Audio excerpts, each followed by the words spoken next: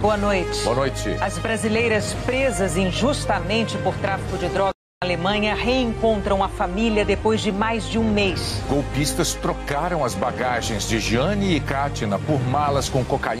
A mulher que atacou entregadores no Rio tem ficha criminal na polícia por furto de energia elétrica, injúria e ameaça. O CNJ abre investigação e afasta o juiz que agrediu a esposa. O Conselho Federal de Medicina proíbe a prescrição de anabolizantes para fins estéticos ou desempenho esportivo. A inflação de março fica menor do que se previa. O mercado reage com o dólar mais barato e bolsa em alta. E a seleção feminina vence a Alemanha em jogo preparatório para a Copa. O Jornal Nacional começa agora. As brasileiras que estavam presas injustamente na Alemanha, suspeitas de tráfico de drogas, deixaram a cadeia. As duas foram vítimas de golpistas que trocaram as malas delas no aeroporto por bagagem com cocaína. Chegamos! Depois de 38 dias na prisão, a personal Kátina Bahia e a veterinária Jeane Paulini finalmente puderam ver e abraçar a família. O encontro foi no consulado brasileiro em Frankfurt, na Alemanha. Mais tarde, elas foram comemorar num restaurante. A irmã de Kátina e a mãe de Jeane, junto com a advogada, receberam a notícia da libertação ainda no avião a caminho de Frankfurt. E a gente teve a notícia, qual que era a notícia, Lorena? Notícia maravilhosa, que as meninas estão soltas em Frankfurt. Nós vamos chegar com as meninas soltas. A gente vai estar aqui na Alemanha para acolhê-las, para recebê-las, dar aquele abraço de família, aquele abraço que elas tanto estão precisando. Esse pesadelo finalmente acabou, né? E a gente vai poder abraçá-las muito, muito, muito. As goianas foram soltas hoje depois que a polícia alemã analisou a investigação feita pela Polícia Federal do Brasil e também as imagens de câmeras de segurança que mostram a ação da quadrilha de tráfico de drogas no Aeroporto Internacional de São Paulo, em Guarulhos. A documentação foi encaminhada semana passada pelo Ministério da Justiça do Brasil. Com base nela, a polícia alemã elaborou um relatório e enviou para o Ministério Público do país, que hoje arquivou o caso e decidiu pela liberdade das brasileiras. Elas foram completamente inocentadas, o que significa dizer que elas podem voltar para o Brasil no momento que bem entenderem, na medida também que podem voltar para a Alemanha quando bem entenderem. Não há nenhum registro criminal no nome delas. Em nota, o Ministério das Relações Exteriores do Brasil afirmou que recebeu com satisfação a informação de que as cidadãs brasileiras foram liberadas hoje e que, ao longo do processo, manteve coordenação estreita com o Ministério da Justiça e Segurança Pública, que conduziu o envio dos elementos de prova solicitados pela Justiça alemã por meio dos instrumentos de cooperação jurídica internacional. O casal iria ficar 20 dias na Europa e foi preso no dia 5 de março em Frankfurt, última conexão a caminho de Berlim. Policiais alemães encontraram no bagageiro do avião as duas malas com 20 quilos de cocaína, com os nomes delas. A Polícia Federal aqui no Brasil descobriu que as etiquetas das bagagens foram trocadas por uma quadrilha internacional de traficantes. Na semana passada, 7 pessoas foram presas dentro do aeroporto em Guarulhos. A investigação segue em curso para identificar eventuais envolvidos, tanto de Goiânia, São Paulo ou até mesmo em outros locais. Para evitar situações como as das duas brasileiras, especialistas e autoridades federais fazem recomendações para aumentar a segurança das bagagens. Diante das vulnerabilidades encontradas, o que se mostra possível no momento seria o registro fotográfico da mala e da balança com a tarja do peso. E, no caso, enviar para algum familiar, então, o registro fotográfico e enviar. Por quê? Para a possibilidade, porque geralmente são voos para o exterior, então a pessoa pode ficar sem internet. para, na eventualidade disso vir a acontecer, ter mais um elemento probatório de que essa mala não é minha, o peso, a variedade do peso está diferenciada. Os parentes que ficaram no Brasil contam as horas para o reencontro, que deve ocorrer no fim de semana. As pessoas que realmente cometeram esse crime vão ser presas.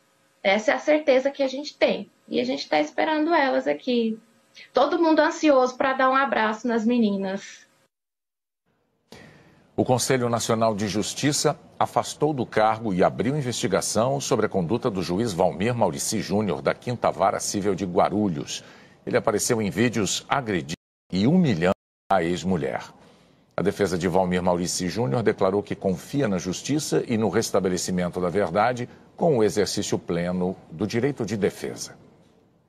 A mulher que agrediu entregadores numa rua do bairro de São Conrado, no Rio de Janeiro, não é uma desconhecida dos policiais. Sandra Matias já tem ficha criminal por furto de energia, ameaça e injúria. O espaço onde funciona a escola de vôlei de Sandra Matias Correia de Sá hoje estava vazio. Ela é quem aparece nessas imagens agredindo Max Ângelo. A ex-atleta usou uma coleira de cachorro para atacá-lo. Tira a mão de mim, mulher. Ontem à noite, entregadores fizeram um buzinaço em frente à casa de Sandra Matias, em São Conrado, zona sul do Rio. Os entregadores que trabalham na região dizem que vêm sofrendo com ofensas há meses. No início do mês, Max Ângelo fez um registro contra Sandra Matias por injúria. No domingo, outro registro na delegacia de plantão, agora por lesão corporal, que é agressão. Até ontem eu tinha marca, eu fui no Instituto Médico Legal e lá foi constatado sim a agressão. Isso para mim é racismo com toda certeza. A gente mora aqui, a gente mora na favela. A gente mora na favela, somos negros, somos trabalhadores, entendeu? Somos entregadores. A gente sai de manhã, é sol, chuva, para matar um leão por dia. E a gente tem que ser humilhado dessa forma porque a pessoa acha que tem dinheiro e acha que é melhor do que a outra. Tá errado. A delegada responsável está ouvindo testemunhas e analisando as imagens das agressões que aconteceram aqui. Sandra Matias foi intimada a prestar depoimento nos próximos dias. Os investigadores trabalham com os crimes de injúria simples e lesão corporal, mas avaliam indícios do crime de injúria racial, que tem o mesmo tratamento jurídico do crime de racismo. A gente já requisitou as imagens do local, a investigação está avançando para que a gente possa reunir outros elementos que me deem base para qualificar ou não essa injúria. Então eu preciso de outros elementos que vão me indicar se essa injúria é uma injúria racial ou se essa injúria é uma injúria simples. Sandra Matias tem outras anotações na ficha policial. Em 2007 foi acusada de lesão corporal. Em 2012, injúria e ameaça. Em 2021, por furto de energia na Praia do Leblon, mesmo lugar em que mantém a escola de vôlei. Desde 2015, ela responde a um inquérito na Polícia Federal por fraude em licitação. Pelo segundo dia seguido, tentamos contato com ela. Senhor, por favor, pode avisá-la que a gente está tentando uma entrevista com ela? Uma chicotada que ela me deu e está me classificando perante a agressão como escravo, entendeu? E o tempo da escravidão já acabou. Eu não sou escravo de ninguém, entendeu? E é isso que ela precisa entender. Ela não pode sair fazendo coisas com as pessoas e achar que está tudo bem, porque não é normal. A presidente do Supremo Tribunal Federal, ministra Rosa Weber, atendeu a um pedido do ministro Alexandre de Moraes e marcou o julgamento dos 100 primeiros denunciados por terem participado dos atos golpistas de 8 de janeiro. De 18 a 24 de abril, no plenário virtual. As denúncias são de associação criminosa armada, abolição violenta do Estado Democrático de Direito, golpe de Estado. A PGR já denunciou 1.390 pessoas por causa dos atos de janeiro. O Conselho Federal de Medicina proibiu os médicos de prescreverem anabolizantes para desempenho esportivo, ganho de massa muscular ou fins estéticos. Exercícios físicos regulares e alimentação saudável. Quando Ana achou que isso não bastava para se sentir mais bonita e disposta, procurou o médico. O médico me vendeu assim, um sonho de malhar pouco e ganhar massa rápida, mais rapidamente. Disposição, melhora a insônia, aumenta a libido. Mas não esperava e, segundo ela, nem foi avisada que a indicação podia trazer efeitos colaterais gravíssimos. O médico implantou um dispositivo de silicone no corpo de Ana que libera continuamente hormônios com ações anabolizantes. Ela teve um infarto renal e depois uma embolia pulmonar. Correu risco de morrer. Em julho faz um ano que eu estou praticamente vivendo para tratar dos malefícios causados do implante. Hoje o Conselho Federal de Medicina, o CFM, publicou uma resolução que proíbe médicos de receitarem terapias hormonais com esteroides e anabolizantes que tenham objetivos estéticos, de ganho de massa muscular e para melhora do desempenho esportivo. Na medida que saiu no Diário Oficial da União, o CFM diz que não há comprovação científica suficiente quanto aos benefícios, nem segurança para quem usa. Proibindo ao médico esta prescrição, a gente consegue reduzir os impactos danosos sobre a sociedade, principalmente sobre a nossa população jovem, que é a principal população a buscar esses tipos de tratamentos. Foi num consultório médico também que Anthony começou um tratamento para emagrecer com hormônios. As fotos mostram que nos primeiros meses parecia que estava dando certo. A gente confia, né? Hoje quem é da medicina, a pessoa, né? A gente conclui que estudou muito, então a gente acha que a pessoa vai te passar algo bom, que vai melhorar realmente, né? E essa é a proposta. Mas as complicações também apareceram bem rápido. Pâncreas, rim, fígado, intestino foi tudo travando. Então foi algo assim que se eu não tivesse parado ali, dali um mês, acho que eu não estaria aqui já para dar essa entrevista mais. Médicos que insistirem na indicação desse tipo de tratamento podem sofrer punições nos conselhos regionais de medicina, que vão desde uma advertência até a perda do registro, dependendo do caso. A partir de denúncias, né, a prescrição passa a ser agora uma falta ética, levando aos médicos que vinham prescrevendo esse tipo de tratamento uma reflexão e uma mudança de conduta, né, que agora, a partir desse momento, fazendo-se essa prescrição, né, poderão estar sujeitos a sanções por parte do nosso conselho. Nossa vida vale muito mais do que isso. Existem muitos métodos para alcançar algum objetivo do que o uso de esteroides de implante. As pessoas só vendem um sonho e ninguém sabe o pesadelo que isso pode virar. A seguir, senadores analisam a medida provisória que afrouxa regras de proteção da Mata Atlântica. A inflação menor do que se previa anima a Bolsa de Valores e diminui a cotação do dólar. A inflação oficial do Brasil em março caiu para 0,71%. Foi menos do que se previa e só não caiu ainda mais por causa da alta da gasolina. Nos últimos 12 meses, o IPCA acumula 4,65%. O menor índice desde janeiro de 2021. O IBGE mostrou também que diminuiu a quantidade de produtos com aumento de preço. A partir da variação de preços dos produtos e serviços em março, o IBGE conclui que a inflação já foi maior. A partir da própria cesta de compras, a Kátia acha que poderia ser ainda menor. Eu acho que deu uma baixada, mas eu acho que tem coisa que ainda dá para baixar mais. O supermercado é o ponto final de uma história, onde chega a carga de fatores econômicos que definem o rumo dos preços. Um indicador importante que vem com o dado oficial do IPCA é o chamado índice de difusão.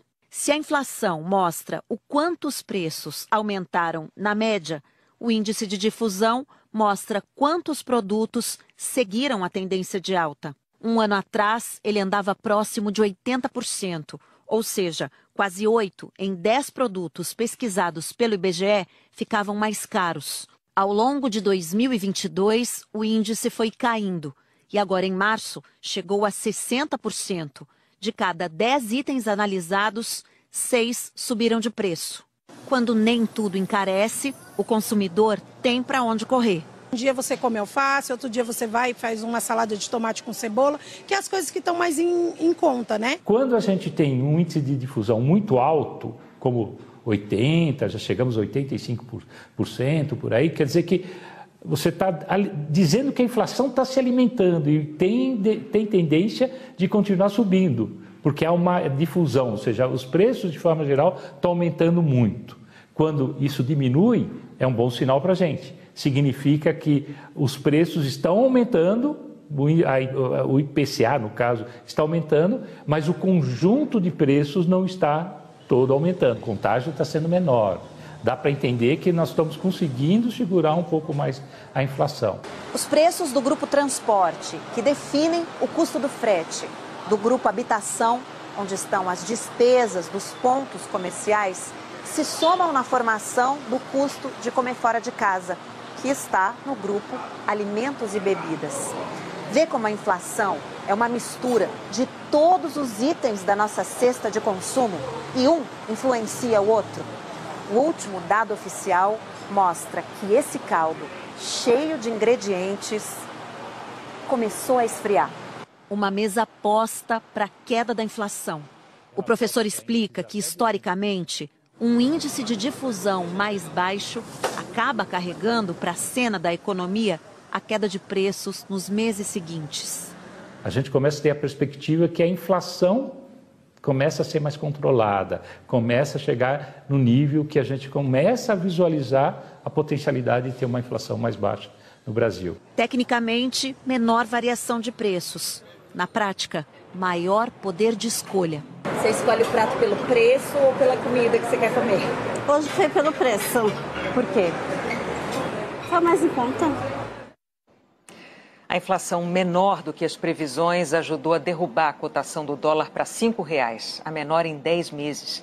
E o principal índice da Bolsa de Valores brasileira subiu 4,3%, o melhor resultado numa única sessão em 6 meses. A Receita Federal anunciou hoje que vai acabar com a isenção de imposto sobre encomendas internacionais que custem até $50. O secretário da Receita Federal, Robinson Barreirinhas, deu essa informação numa entrevista ao portal UOL e a assessoria da Receita confirmou a decisão ao G1, mas não esclareceu quando a medida vai entrar em vigor. Essa ação faz parte do pacote de medidas do ministro da Fazenda, Fernando Haddad, para aumentar a arrecadação e para viabilizar as metas de resultado das contas públicas previstas no novo arcabouço fiscal. O Senado vai analisar a medida provisória já aprovada na Câmara que afrouxa as regras de proteção da Mata Atlântica. Ambientalistas protestaram em frente ao Congresso Nacional. Estão tirando o verde da nossa terra e o Senado pode evitar que esse verde continue a ser retirado. A MP do fim do governo passado prorrogou pela 6ª vez o prazo para regularização de imóveis rurais, com suspensão de multas em caso de desmatamento ilegal e adiando também o início do reflorestamento. No fim de março, os deputados aprovaram a MP e acrescentaram mudanças ao texto, permitindo o desmatamento da floresta, incluindo áreas ainda intocadas, para obras de infraestrutura, bastando a prefeitura autorizar, sem necessidade de estudo prévio de impacto ambiental. Durante a votação na Câmara, o governo disse que não se comprometia com a sanção dos novos trechos, que não faziam parte da MP original, os chamados jabutis. A MP agora chegou ao Senado. Não passa por comissões, vai direto para o plenário e tem que ser votada até o começo de junho. Do contrário, caduca, perde a validade. O relator da matéria está começando a analisar o texto e promete dialogar com todos. Entender o que pensam os ministérios do meio ambiente, de Minas e Energia, da agricultura, são ministérios que têm interesse no tema, qual o pensamento do governo, do plenário. Então o compromisso é de muito diálogo com as entidades ambientais, com as entidades que fazem a defesa da Mata Atlântica, um bioma tão essencial ao país. Então é assim que vamos fazê-lo aqui no Senado Federal. E é isso que os ambientalistas esperam. Queremos que essa medida provisória caduque, porque ela acaba com o Código Florestal, acaba com a restauração das florestas no Brasil. A Mata Atlântica é o bioma mais ameaçado do Brasil e a gente precisa que a lei especial dessa floresta seja mantida na sua integridade. Foi reaberto o acesso ao único município do Maranhão que ainda estava isolado por causa das chuvas. O nível do rio Zutil abaixou nas últimas 48 horas. Com isso, o principal acesso a Alto Alegre do Pindaré foi liberado hoje, depois de 5 dias. Aqui tem essa mureta, a água não cobriu só a ponte não, cobriu a mureta, 1 palmo acima da mureta. Baixou muito de ontem para hoje? Baixou, foi o dia que baixou mais. Dona Raimunda teve a chance de voltar para casa. A gente perde tudo, quase tudo, porque tem muitas coisas que se molharam, estraga, não presta mais. A água fez os buracos se multiplicarem ao longo da rodovia. Bairros inteiros de Alto Alegre do Pindaré continuam tomados pela água. Aqui, mais de 5.000 famílias foram atingidas pela enchente. Dessas, 532 estão desalojadas e desabrigadas. Francisca, o marido e os 4 filhos estão no abrigo há quase um mês. Vontade mesmo de voltar para casa, né? E as crianças voltar a estudar. De acordo com o município, 50 famílias ainda estão nessas áreas alagadas dentro da cidade. Elas resistem em deixar as casas, mesmo depois de serem orientadas sobre os riscos aos quais estão expostas. Ela pode ser exposta a diversos perigos, desde o desabamento, um afogamento, até o encontro com animais peçonhentos. No estado, são 65 municípios em situação de emergência. Quase 36.000 famílias atingidas pelas cheias dos rios. O governo federal liberou mais de 8 milhões de reais para atender exclusivamente vítimas de enchentes e alagamentos. A Jaqueline Brasil conta agora a previsão do tempo para amanhã. Boa noite, Jaqueline. Oi, Renata. Boa noite para você, para o Bonner. Boa noite para você também. Amanhã a chuva diminui nas áreas atingidas pelos temporais no norte e no nordeste. Boa notícia.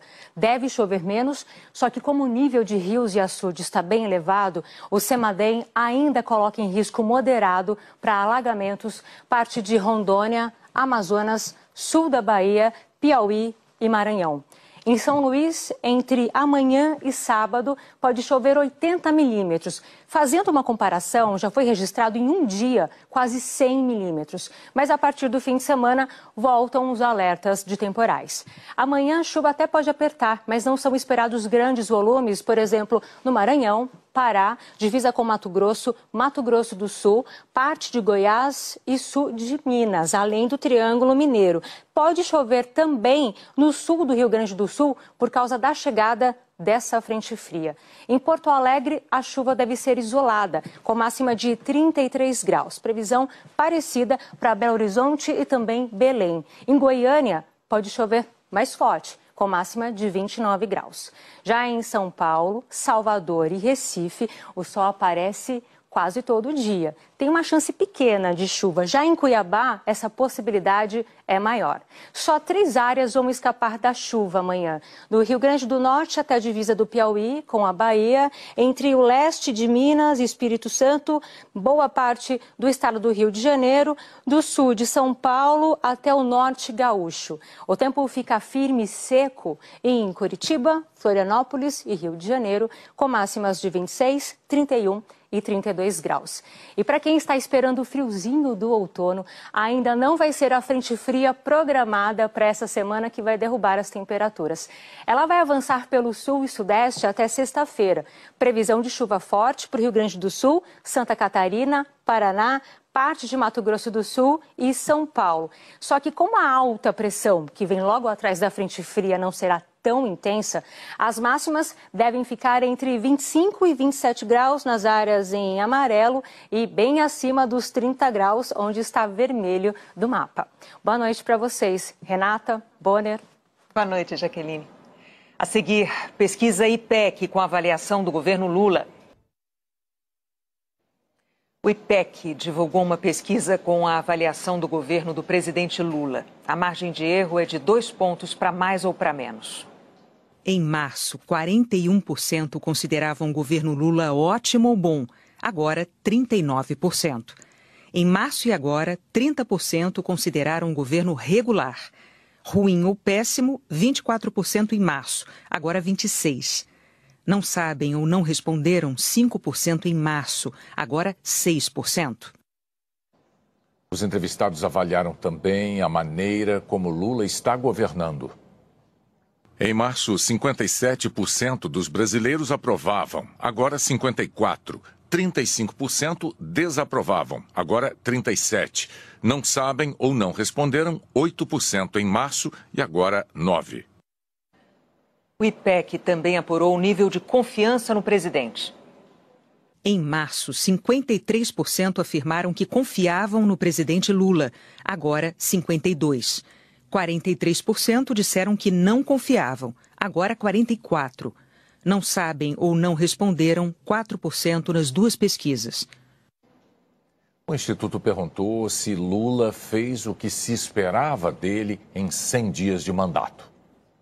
13% dos entrevistados disseram que o governo Lula fez mais do que eles esperavam. 31% disseram que fez o que esperavam.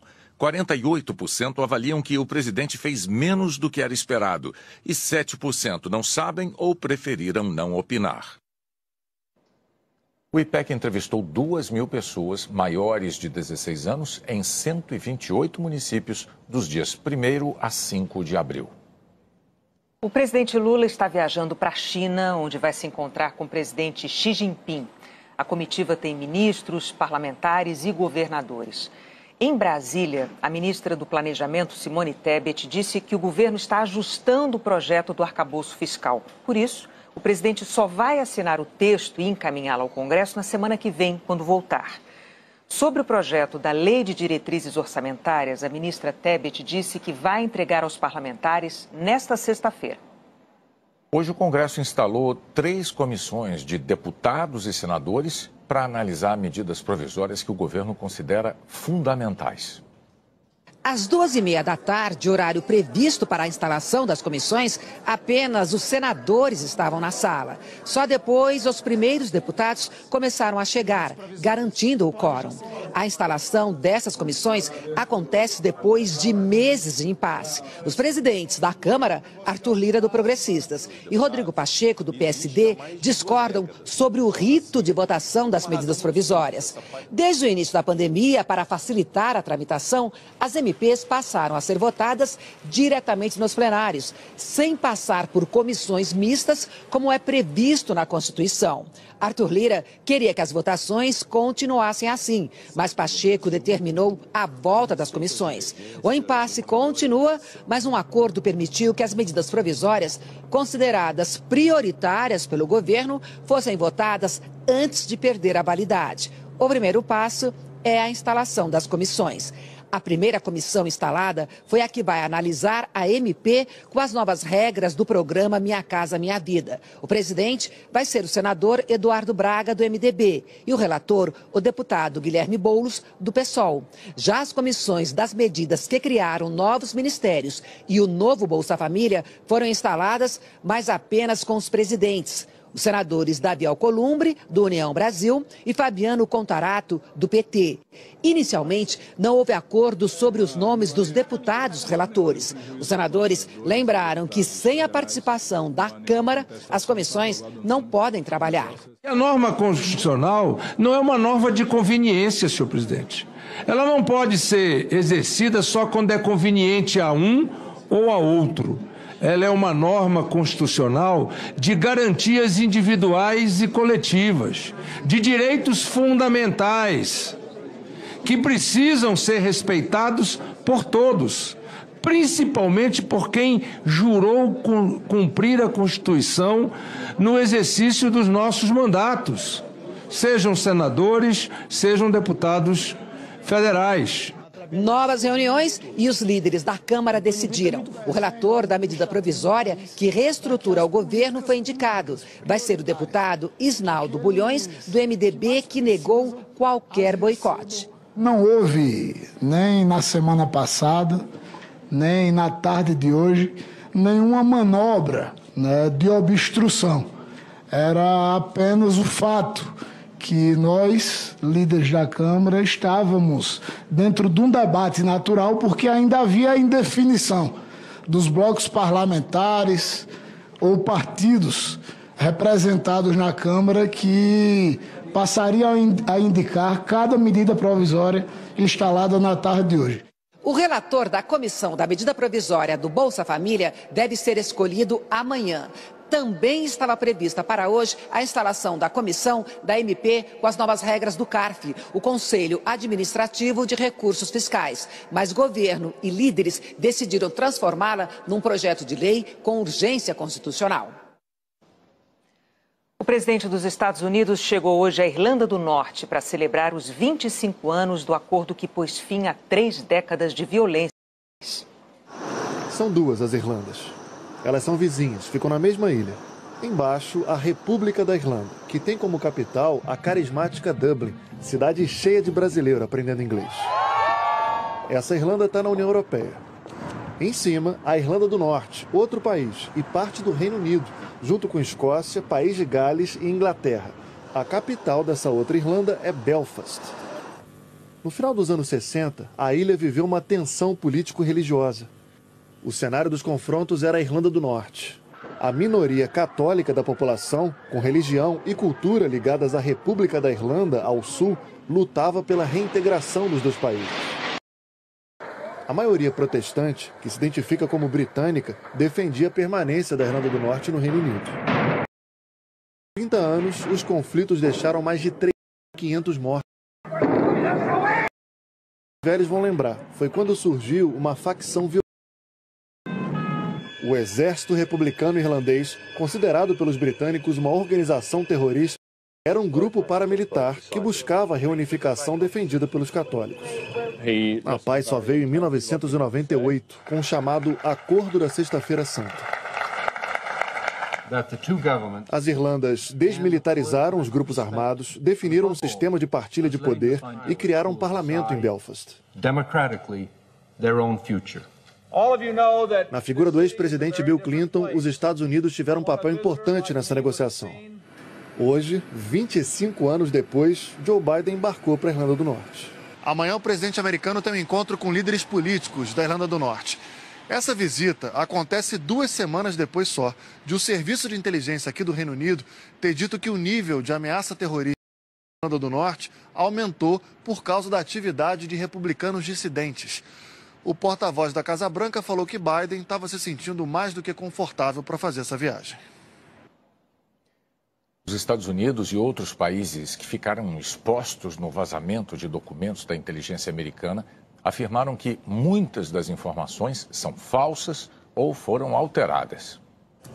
O governo americano tenta reduzir entre os aliados próximos os danos causados pelo vazamento de documentos ultra-secretos. Há poucas semanas da visita do presidente sul-coreano à Casa Branca, o vazamento revelou que Washington espionou a Coreia do Sul. O secretário de Defesa dos Estados Unidos conversou por telefone com o colega sul-coreano e os dois declararam que muitos documentos são falsos ou foram alterados. Mais tarde, um conselheiro de segurança da Coreia do Sul botou panos quentes. Kim Tae-hyo disse: "Vamos aproveitar essa oportunidade para fortalecer nossa confiança e cooperação." Mas parlamentares da oposição criticaram a situação e acusaram Washington de violar a soberania sul-coreana. Entre as informações sobre a Coreia do Sul que vieram à tona está o questionamento do alto escalão do governo se as 330 mil peças de artilharia vendidas aos Estados Unidos e à Polônia seriam enviadas à Ucrânia. A Coreia do Sul tem uma política de não dar armas a países em guerra. A espionagem americana a outro aliado revelou supostos planos do presidente do Egito de produzir armas que seriam fornecidas à Rússia. Abdel Fattah el-Sisi teria pedido que militares guardassem segredo sobre a produção de 40 mil projéteis para os russos para evitar problemas com o Ocidente. Os dois países negaram a veracidade dos documentos. O Egito é um dos maiores aliados americanos no mundo árabe. Há décadas, os Estados Unidos fornecem ajuda bilionária ao país. A seguir, a demissão do técnico do Flamengo. A vitória da seleção feminina sobre a Alemanha. Faltando só 100 dias para a abertura da Copa do Mundo, a seleção brasileira feminina de futebol venceu o amistoso com a Alemanha. O último teste antes da convocação para a Copa do Mundo terminou em festa e com uma certeza para as jogadoras da seleção. Um pensamento muito positivo de que a gente chega muito forte para a Copa do Mundo e ganhar de uma grande seleção como a alemã faz com que as pessoas voltem a olhar para a seleção brasileira com respeito muito maior. A Alemanha é a atual vice-campeã da Europa e jogou em casa diante de 32 mil torcedores. Mas o domínio foi brasileiro. Logo aos 10 minutos, o lançamento perfeito para Gabi Nunes sobrou para Tamires depois da confusão. 1-0 Brasil. A goleira até tentou defender, mas na sobra Tamires foi lá e empurrou a bola para o fundo da rede. Ainda no primeiro tempo, a jogada ensaiada terminou no cruzamento de Ari Borges, direto para dentro do gol. O segundo gol da seleção brasileira, com direito a dancinha e tudo. A seleção estava à vontade. E o baile só não ficou maior porque depois da linda jogada de Geise e Ari Borges, Gabi Nunes não conseguiu fazer o gol. A Alemanha só descontou nos acréscimos do segundo tempo. Julie Brandt no rebote de Letícia. 2-1 para o Brasil em cima da seleção que atualmente está em segundo lugar no ranking da FIFA. Fazia mais de 3 anos que o Brasil não conseguia vencer uma das 5 melhores seleções do mundo. E essa vitória veio num momento certo. Faltam apenas 100 dias para a próxima Copa do Mundo. Até lá, as brasileiras querem guardar um sentimento que até a técnica sueca Pia Sundhage soube expressar em português. Muito feliz. O Flamengo anunciou hoje a demissão do técnico Vitor Pereira. A passagem do treinador português pelo clube terminou com a derrota por 4-1 para o Fluminense anteontem na final do estadual. A terceira decisão perdida este ano, além do fracasso no Mundial de Clubes, quando o time não conseguiu chegar à final. O Flamengo não anunciou o nome do novo técnico. Morreu hoje no Rio, aos 78 anos, a cantora Sinara, do grupo vocal Quarteto em Si. Ela nasceu em Ibirataia, na Bahia, e se mudou para o Rio ainda jovem com a família.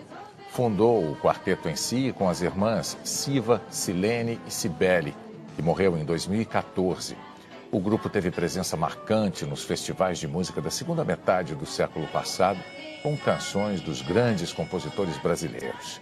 Sinara teve complicações na recuperação de uma cirurgia no fêmur e contraiu uma pneumonia.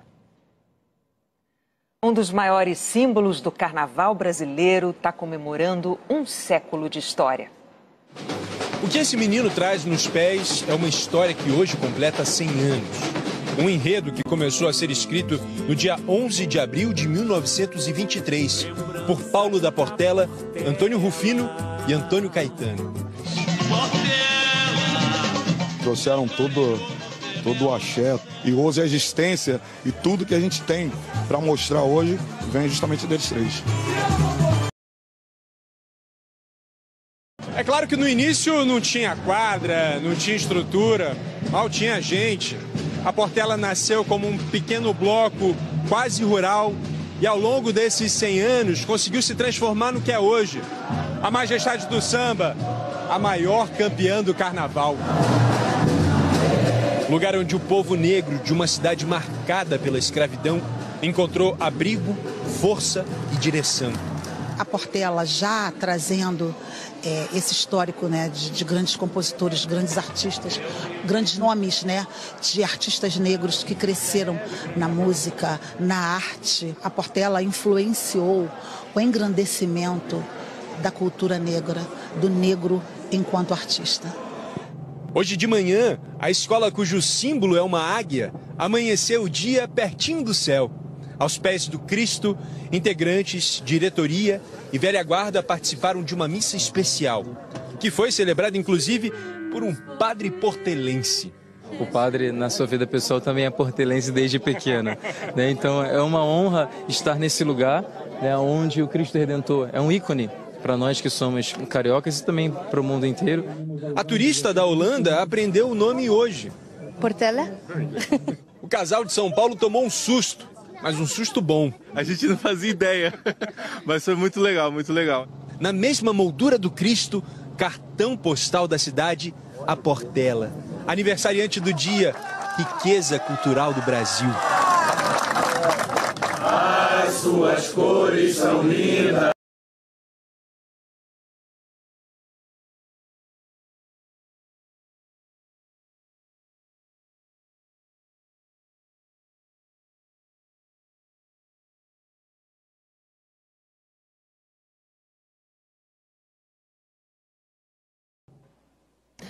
O Jornal da Globo é depois da estreia da nova temporada do Profissão Repórter.